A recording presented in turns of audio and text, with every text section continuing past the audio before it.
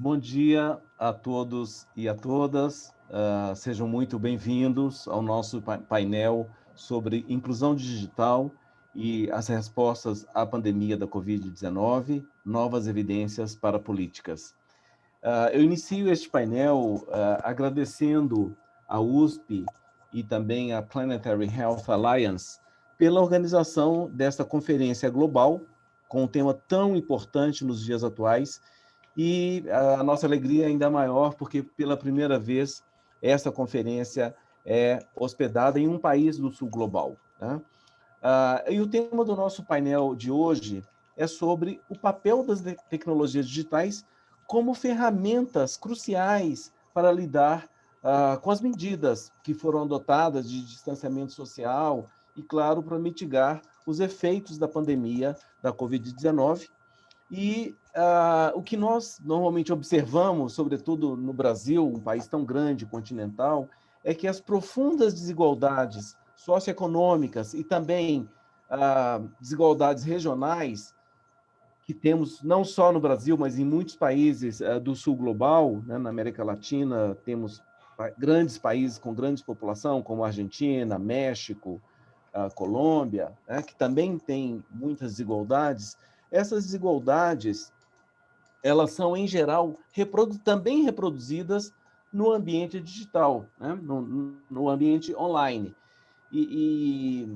Portanto, elas impedem o acesso universal à informação, aos serviços que muitas vezes só estão disponíveis no ambiente online, como foi o caso do auxílio emergencial, no caso do Brasil, né? Para quem está nos assistindo que não é do Brasil, acesso a essa solução só no ambiente online. E o painel de hoje ele vai justamente explorar novas evidências, novos dados sobre essa problemática, com esse foco das desigualdades.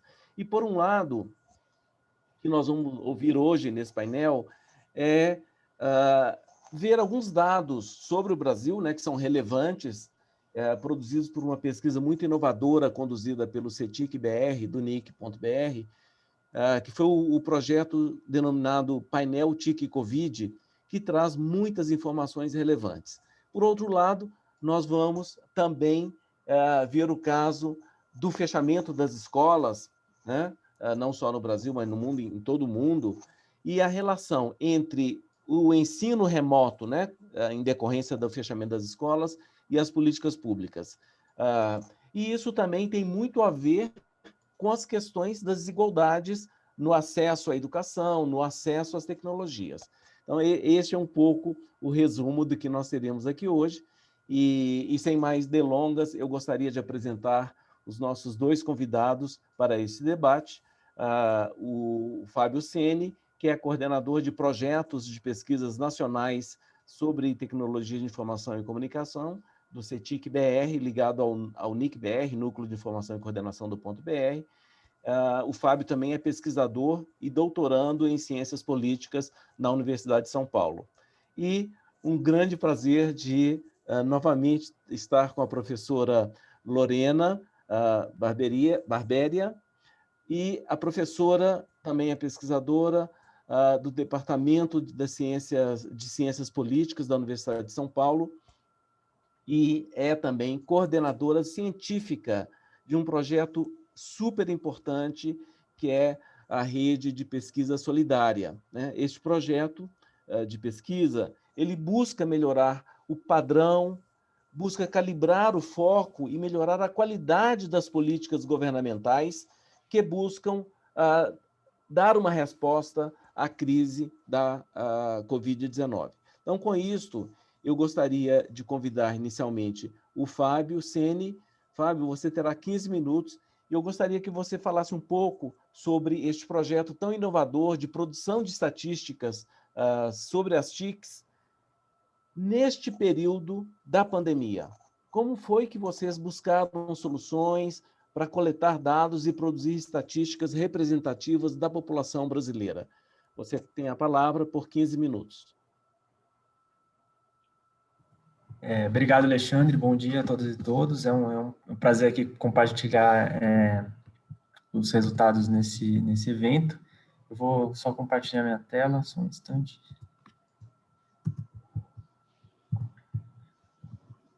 Bom, então, como o Alexandre mencionou, meu objetivo aqui é apresentar um pouco os resultados do projeto de pesquisa que a gente fez durante a pandemia. Eu acho que um contexto importante da discussão sobre a inclusão digital nesse período é que não apenas a inclusão digital é um direito importante nesse momento, né, no momento que você precisa ter acesso à informação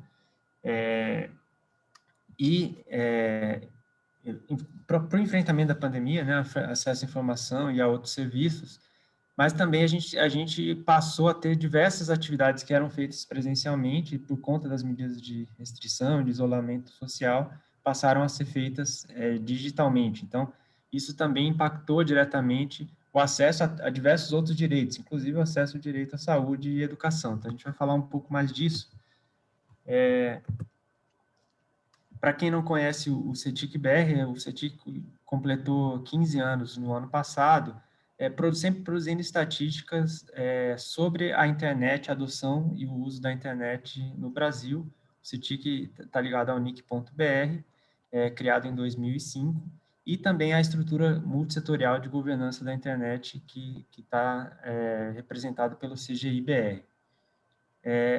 Ao longo dessa trajetória, o CETIC tem produzido uma série de pesquisas regulares com indicadores TIC em diversas áreas. Então, inicialmente nos domicílios, indivíduos e empresas, mas também, mais recentemente, a adoção das TICs na educação, na saúde, na cultura, entre crianças e adolescentes, na área de governo. Então, há uma série de projetos regulares de produção de indicadores sobre a adoção da internet, estudos setoriais sobre perspectivas transversais relevantes para esses temas e também, cada vez mais, recomendações metodológicas e de monitoramento de políticas públicas. Então, fundamental dizer que esse exercício de monitoramento, cada vez mais para entender como é que as políticas públicas podem ser melhoradas e aprimoradas a partir do uso das tecnologias.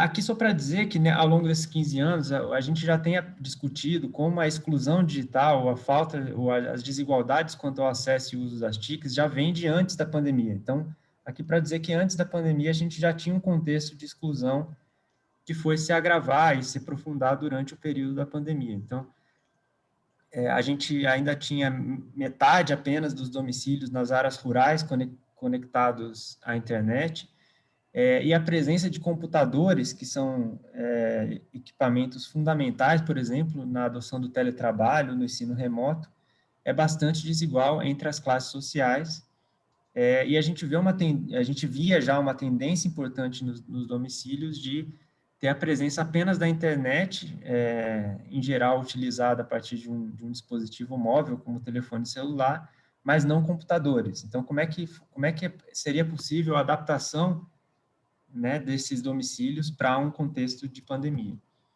Entre os indivíduos, né, e aqui eu estou falando especialmente das áreas urbanas, a trajetória de 15 anos do CETIC mostrou também que, apesar do crescimento grande no percentual de indivíduos conectados, as diferenças ainda seguem importantes por faixas etárias. Então, ainda uma diferença marcante entre aqueles com mais de 60 anos, que também são um grupo vulnerável durante a pandemia, um aspecto importante para considerar, mas também por nível de educação e por classe social. Então, a despeito do crescimento rápido do uso da internet nos últimos 15 anos, os gaps entre os perfis populacionais ainda eram grandes, e isso eu estou falando de dados referentes a 2019, coletados até o começo de 2020, pouco antes, então, do começo da pandemia.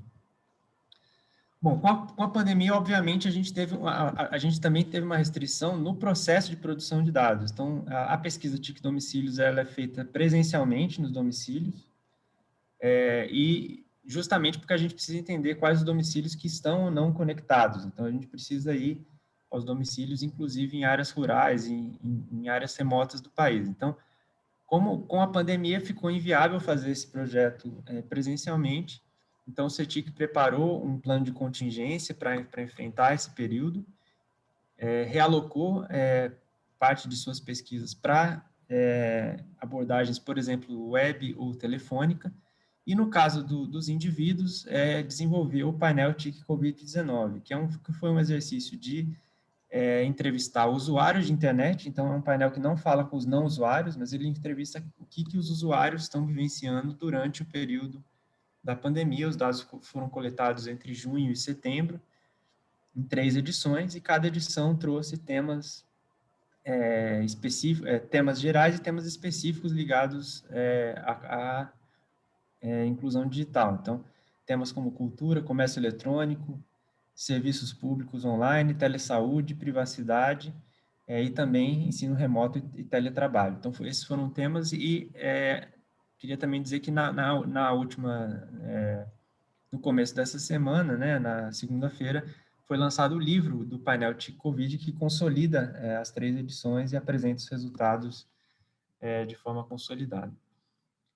O Alexandre mencionou a inovação. Acho que a principal inovação não é necessariamente a forma de coleta, porque há muitos exercícios de coleta pela web já, é uma metodologia já conhecida, mas houve uma inovação importante no sentido de ponderação e de correção dos resultados pela TIC Domicílios. Então, a gente aproveitou a existência de uma pesquisa anterior e muito rigorosa do ponto de vista metodológico, para garantir que a leitura do painel não fosse enviesada pelo perfil daqueles que respondem. Então, todo o resultado do painel foi ponderado segundo resultados não só da TIC Domicílios, mas também da PNAD contínua do IBGE, o que permitiu que a gente pudesse ter muita certeza sobre o percentual da população que a gente conseguia representar por essas entrevistas online. Então, esse tipo de inovação permitiu que a gente pudesse produzir dados muito rigorosos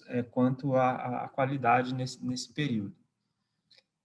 E vou passar um pouco rapidamente sobre alguns resultados. Eu acho que, assim, um primeiro destaque importante das atividades online nesse período foi que, para quase todas as atividades, a gente observou um aumento na intensidade do uso da internet. Para as atividades de comunicação e de consumo de audiovisual, mas eu queria destacar algumas atividades em que esse crescimento foi bastante importante, especialmente na busca de informações sobre saúde, que é muito razoável diante do período que a gente viveu, né, do período de pandemia, mas queria destacar também os serviços públicos e as transações financeiras, que foram fundamentais nesse período, e a gente atribui muito esse crescimento por exemplo, políticas como o auxílio emergencial, que colocou parcelas da população que até então não estavam conectadas a terem que dialogar com esse tipo de ferramentas online, até porque foi a forma que a política encontrou para oferecer, por exemplo, o auxílio emergencial. Isso também se reflete nos tipos de serviços públicos e privados que foram buscados no período. Então, a gente notou, por exemplo, um grande aumento entre os serviços públicos. O principal tipo de serviço é justamente aquele de acesso a benefícios, e que está ligado exatamente à questão do auxílio emergencial. Então, foi o maior aumento, ainda que o aumento tenha ocorrido em outros tipos de serviços também. E do ponto de vista do comércio eletrônico, que também avançou bastante no período, a gente percebeu que, ainda que o comércio eletrônico tenha avançado entre os usuários, ele não avançou para todos os tipos de compras. Então, notem, por exemplo, como a compra de comida ou de refeições ou de compras relacionadas a medicamentos, por exemplo, aumentaram mais no período, que tem a ver também com o aspecto emergencial desse tipo de compra. Então, para garantir o distanciamento, foi necessário também mobilizar, as empresas tiveram que mobilizar mais atividades de comércio eletrônico. O teletrabalho, que acho que é um tema fundamental também no período, e um boletim da Rede de Pesquisa Solidária já também investigou esse tema de forma aprofundada, também a partir de dados do IBGE, a gente sabe que o teletrabalho não avançou de forma equitativa para toda a população. Então, o teletrabalho cresceu no período, mas ainda afeta uma parcela pequena da população, e afeta mais aquele tipo de ocupação ligada a ocupações de escritório ou ocupações com maior nível de escolaridade. Então, para o nosso painel, a gente monitorou 38% dos usuários de internet realizando algum tipo de trabalho remoto durante a pandemia, e vejam que essa distribuição é bastante desigual quando a gente olha pelo nível educacional ou pelas classes sociais, que chega a quase 60% na classe A, B, em comparação com a classe D e E. E a qualidade também das conexões disponíveis para o trabalho, a gente notou que são muito diversas e muito díspares, né? Então, quando a gente olha, por exemplo, a presença, qual que foi o principal dispositivo utilizado para o trabalho, nas classes D e E é majoritário o uso de telefone celular, por exemplo, que a gente sabe que é um dispositivo limitado para uma série de atividades de trabalho. Então, o teletrabalho, ainda que tenha avançado no período em que mais pessoas tenham declarado em comparação aos outros anos, ele foi adotado de forma desigual. E, finalmente, para concluir no tema da educação, que eu acho que é outro destaque importante da pesquisa, a gente notou, primeiro que a gente já notava, né, assim, pré-pandemia, a gente já tinha pesquisas que indicavam as limitações de uma transição para o ensino remoto no Brasil. Então, a gente já anunciava antes da pandemia que 4,8 milhões de crianças e adolescentes viviam em domicílio sem nenhuma internet, sem contar as limitações daqueles que viviam em domicílios em que a internet não estava disponível a todo momento. Então, mas havia, então, já desde o início, uma limitação quanto à presença da internet nos domicílios e também quanto à infraestrutura das escolas e das instituições de ensino para fazer essa transferência para o mundo online. Então, a pesquisa TIC Educação, por exemplo, no último ano, em 2019, apontava que só 14% das escolas públicas tinham alguma plataforma de e-learning ou de ensino à distância, que seria fundamental, por exemplo, para transferência de conteúdos e para implementação do ensino remoto. Então, a gente já partia de um cenário bastante difícil e desigual quanto à conectividade. No painel TIC Covid, a gente perguntou só para estudantes e aqueles que estavam ligados à escola ou à universidade que tinham acima de 16 anos, porque esse era o perfil dos respondentes. E um dado que eu trago aqui é também a desigualdade quanto ao uso de equipamentos, de dispositivos ligados à internet para a realização de atividades educativas. Então, a gente nota que na classe D e E, mais da metade e a grande maioria daqueles que tiveram envolvidos em alguma atividade de ensino remoto fizeram por meio de telefones celulares, o que também é uma limitação bastante importante quando se compara a qualidade, né, do tipo de acesso que se pode ter durante o período. A CEPAL, inclusive, no período, publicou um relatório em que argumentava que a presença de alguns dispositivos e de uma determinada velocidade de internet nos domicílios era fundamental para a manutenção do ensino remoto. Então, abaixo de um certo limite de velocidade, fica muito difícil fazer, por exemplo, aulas ao vivo, ter condições de interação entre alunos e professores, o que é fundamental durante esse período. Então, acho que o painel, eu concluo então com essa visão geral, dizendo que, enfim, acho que o resumo da nossa investigação é de que houve, de fato, uma migração massiva de serviços e de atividades para a internet durante o período, né? Então, em todas as atividades a gente notou um crescimento, o que faz concluir que públicos que não estavam na internet ou não estavam fazendo determinadas atividades online passaram a fazer, o que é bastante relevante de notar, mas a gente mostra que as desigualdades pré-existentes afetaram muito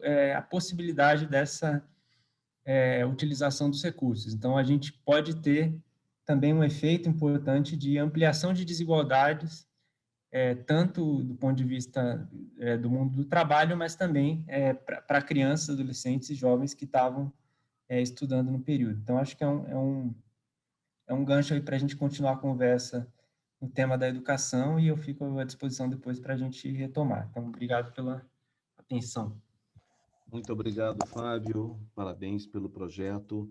Lembrando que o relatório mencionado pelo Fábio está disponível para download no site do CETIC, que é o www.cetic.br. A publicação está em português e inglês, contendo não só a metodologia utilizada, o relatório metodológico, como também a análise dos dados.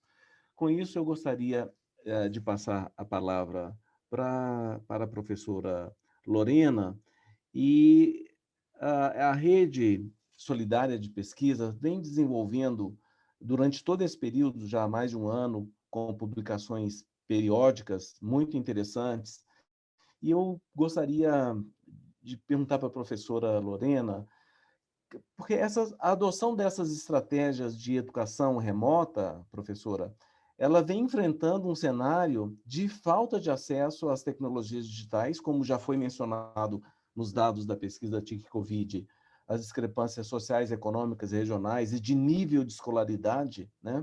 Então, essa falta de acesso a essas tecnologias que afetam, que também tem a ver com a qualidade desse acesso. Portanto, em que medida que essas diferenças, essas desigualdades, podem ampliar as desigualdades regionais no Brasil, né? Falando do nosso país. Então, passo a palavra para a professora, que tem 15 minutos também para a sua exposição. Muito obrigado. Muito obrigada. I'm going to switch to English to try to help with making the presentation and talking a little bit with you today in English. Since we have simultaneous translation, the slides I'm going to present, I'm going to talk through in English, but I'm happy to also afterwards we can talk further. And thank you for the questions, and also thank you to Nick Behr for all of the really incredibly important work that is being done, because what I'm going to be talking about today, trying to map and think through remote education programs, essentially depends on access to the internet and understanding and having data during the pandemic on this issue has been incredibly important. And so we're really thankful for all of the efforts that have been done before the pandemic and during the pandemic to map access to the internet and understand how we're adapting and what are some of the policy issues that are at hand. So what I'm going to try to talk through and give just a brief presentation, I added the name of the other researchers who work with me on this project.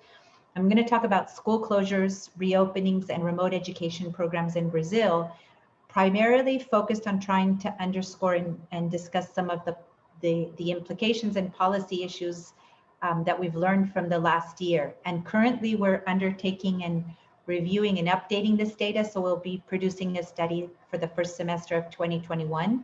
But I'm going to try to show with this retrospective analysis what we learned from what happened in 2020. And so to do that, I'm going to just give a really very quick background just to help understand the public education system in Brazil, some of the complexities that are at hand because federal, state, and municipal governments are involved. I'm going to briefly talk about on-site school closures and how that is tied to remote education or off-site learning and what happened in 2020, and then talk through conclusions and policy implications.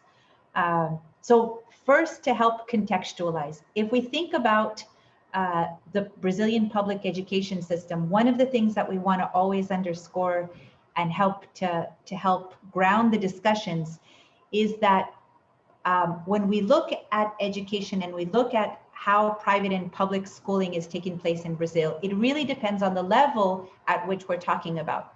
And so while municipal governments are very instrumental in the preschool and initial primary school learning, in later years of primary schooling and in high school, state governments become more responsible and have greater percentages of public school students are participating in state-run schools. And oftentimes in many Brazilian municipalities, we have the situation in which municipal and state schools are offering the same programs to students. And that's very important for thinking about the pandemic, because there's a lot of overlap that maybe we could have used or maximized better synergies between different public education systems in Brazil. The system is highly decentralized. As I was saying, preschool and primary school is the responsibility of municipal governments, and states are responsible for primary and secondary schools. And there's also mandatory spending on public education. And this is incredibly important because we need to understand that the mandatory spending is tied to the level of taxes that are collected. And so as taxes decline and there's shortfalls in tax revenue collection, that is also going to affect the amount of expenditures that are going to be directed at public education. When we look at on-site school closures that were mandated by state governments across the pandemic in 2020, this is an indicator that goes from 0 to 100.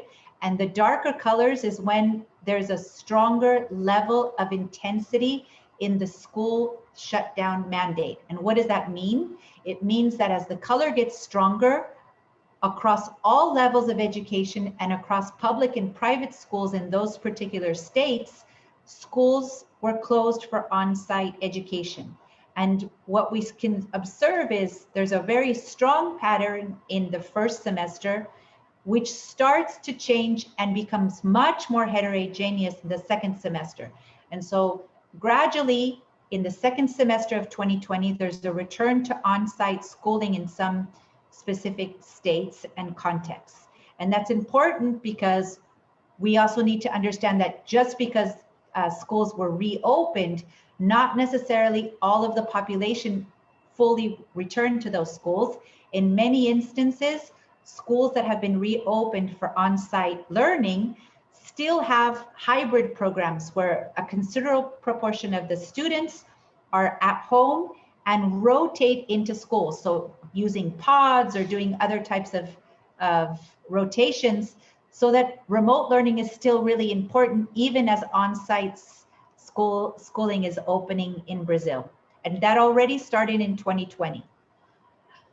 If we look at state capitals, and this is just it's not the full sample of state capitals in Brazil, remembering that there's 26 states and the Federal District of Brasilia, but we can see a similar pattern. Strikingly, I want to call your attention to Manaus, which you might have known, or you may know, is one of the cities that had one of the strongest impacts, reaching really serious proportions already in early to 2020 and repeating those patterns in 2021. And as you can see, the level of policies implemented at the city level with respect to on-site schooling is very different in that city than in other cities. But we also see the same thing of heterogeneity in terms of on-site schooling restrictions.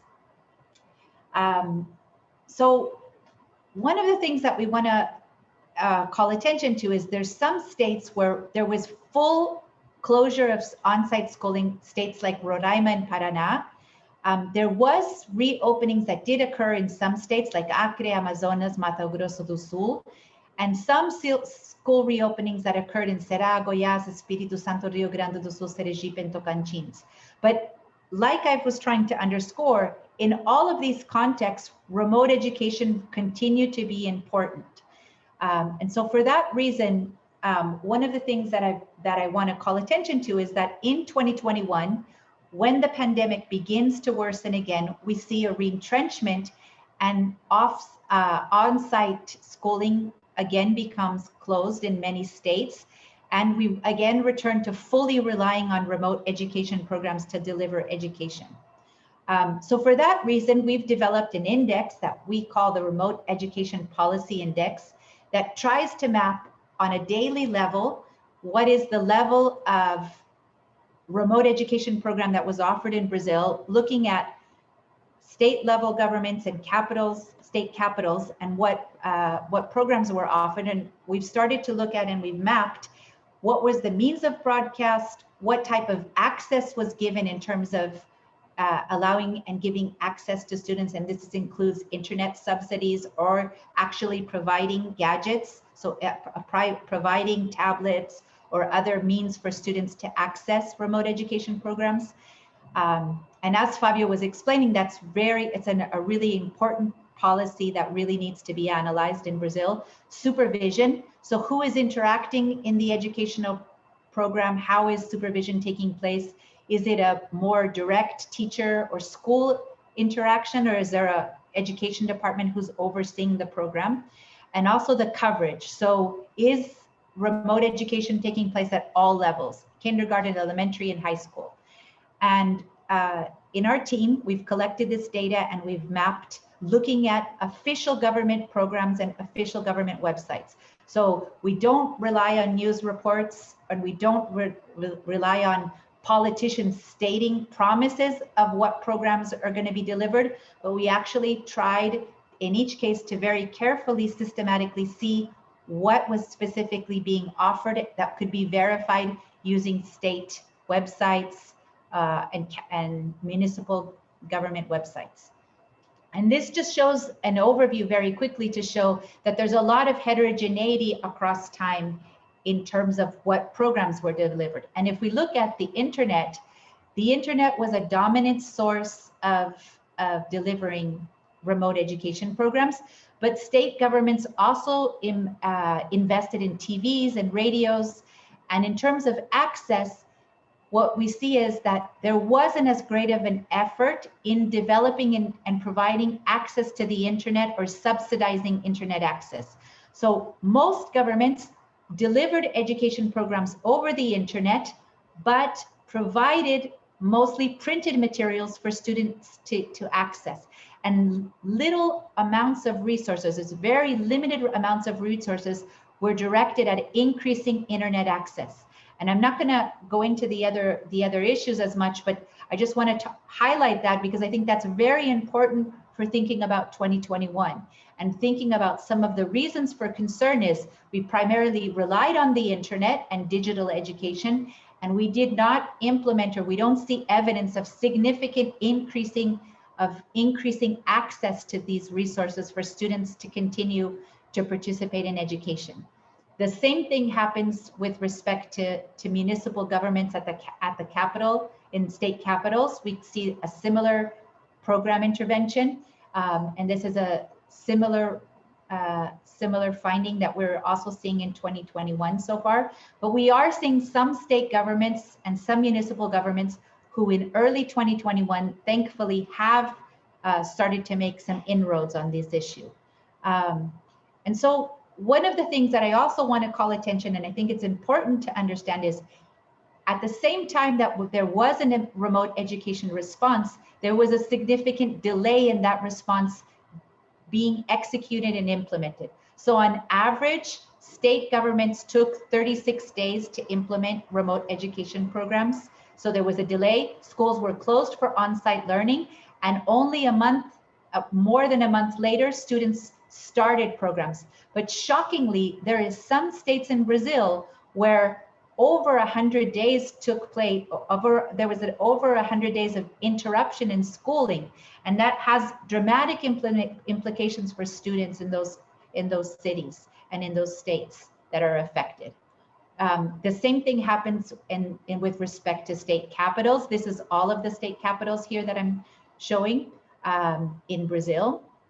And then if we talk about the overall index, so if we try to map what is the overall quality of remote education programs, here again, one of the things that really was surprising to us and we think is really important for continuing to encourage debates on this issue in Brazil, overall, we detected very low quality programs. So programs were low quality, what does that mean?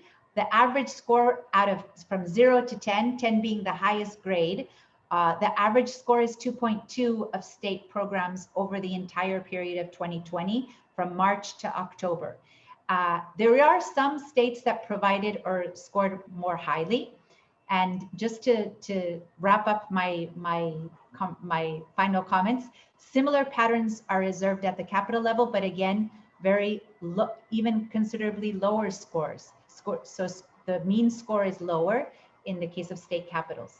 And if we look at the correlation between the stringency of closures of on-site schooling and the quality of remote education, we also don't detect a strong correlation. So these are all reasons for us to be concerned.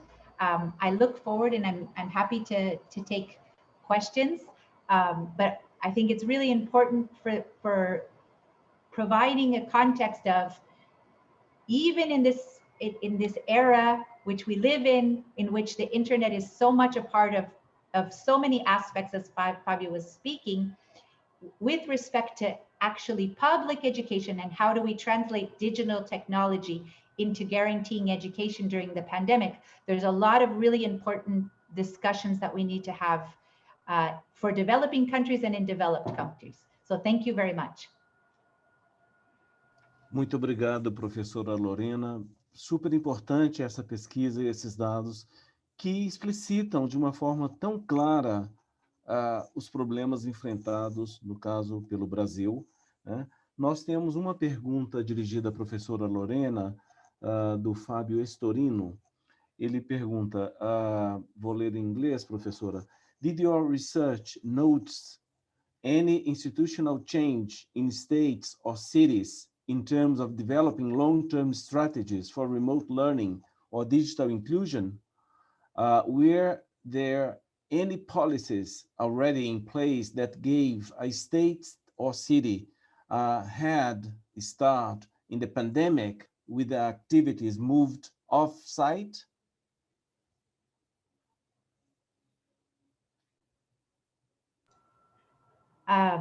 So we are actually, what I was explaining a little bit is, first of all, I think some of the good news. What did we see in 2021? There is actually now legislation being debated in the Brazilian Congress to expand and at the federal level introduce a massive program to guarantee for very low income students in Brazil access to the internet. And that is a piece of legislation that is sorely needed. And we've talked a lot about and tried to provide evidence to Congress, evidence to legislators to say, this is an area where we need more investment. One of the other research notes or policy briefs that we've produced in the Rede de Pesquisa Solidaria shows that actually at the state level and the municipal level, there was strong cuts in public education in 2020. So what makes hard, and to answer Fabio's question, is instead of using 2020 to undertake new investments in education and new investments in internet access, schools actually sought or experienced a heavy cut in funding. And that's one of the reasons of concern for us, because it really didn't give us a lot of room for progress, in which actually even existing infrastructure that had to be revamped to prepare schools for on-site learning again there wasn't resources for that, let alone for expanding internet access. And I think one of the things that just to further is that we've really tried to underscore, we need to think about the internet like we think about water and electricity. It's a basic right in a population for us to guarantee access to the internet. For civic culture, for democracy, for institutions, and for public education, for healthcare, there's so many reasons for us to invest in guaranteeing access to make our society more equitable. And education gives an example of this, where not investing enough is really creating a long-term price for the poor, especially in Brazil. Obrigado, professora Lorena. Temos mais uma pergunta, tanto dirigida ao Fábio quanto à professora Lorena, do Paulo Kuster. Ele menciona, parabéns aos palestrantes pela excelente explanação. Tem uma pergunta, e a pergunta é, vocês acreditam que, vencida a pandemia, pode vir a existir um potencial ou uma maior dedicação, não somente dos entes políticos, para olhar para os níveis de inclusão digital, mas igualmente de letramento digital, para um exercício mais pleno da cidadania digital e o potencial transformador na vida das crianças, mas igualmente jovens e adultos. Ou seja, para além dos entes políticos, né, depois vencida essa pandemia, o que vai mudar, sobretudo na questão da inclusão, com habilidades digitais adequadas? Eu vou passar para o Fábio e, posteriormente, professora Lorena. Obrigado, Alexandre. Obrigado, Paulo, pela pergunta. Eu acho que a gente ainda tem também uma trilha de investigação para fazer nesse sentido, entender também, efetivamente, os impactos desse período nas oportunidades educacionais que esses indivíduos viveram. Então, acho que do ponto de vista assim, do acesso, a gente tem trabalhado muito com a ideia de que o acesso precisa ser qualificado, né? A mera ideia de que ter ou não acesso à internet já não é suficiente para a garantia dessas oportunidades e dessa dimensão da aquisição de habilidades digitais que é fundamental não só para a cidadania, mas também para o mercado de trabalho no cenário atual. Então, acho que tem aí uma trilha de pesquisa para fazer. E do ponto de vista dos resultados, eu acho que a gente tem... enfim, a gente tem indicadores para desenvolver nessa área das desigualdades digitais que também tem a ver com a capacidade de mobilizar informação e de entender esse período de ensino remoto. Então, assim, eu chamei a atenção na apresentação o fato das escolas, enquanto instituições, também não estarem preparadas para esse momento. A gente passou a olhar muito para os domicílios nesse momento, já com as escolas, de certa forma, fechadas, mas a infraestrutura de capacitação dos professores e dos recursos educacionais e da própria estrutura das escolas para oferecer e monitorar esses acessos, né? A gente não falou ainda, a gente mediu muito o acesso a conteúdos de forma remota. A gente sabe que a dificuldade das escolas de monitorarem a frequência de acesso e os resultados em termos de aprendizagem desse uso é muito grande. Então, a gente vai ter, de fato, aí um gap de oportunidades de ensino nesse período que a gente vai ter que investigar. Obrigado, Fábio. Professora Lorena. Então, estou super tentada de falar em português. But I'm going to stay with English for a second. So one of the things that I think is really important to underscore is what is happening in 2021. We're very cognizant is we're not going back to the world. We never returned to the normal 2019. We're not in 2020 where we're completely off-site and we're remote. And so education in 2021, I argue, and I think is really important to recognize, it looks like what education will look like in the future, where education is no longer all occurring online or on site. And increasingly, we're going to have to understand there's a lot of advantages we've discovered during the pandemic about moving digitally, about different modalities and an innovation that can take place with education online. But I think what's really important to underscore is what's happening on the ground for education as we look at 2021 and the implementation is teachers are being forced to divide their time doing part of their teaching with students in the classroom and having another group of students off-site and engaging remotely.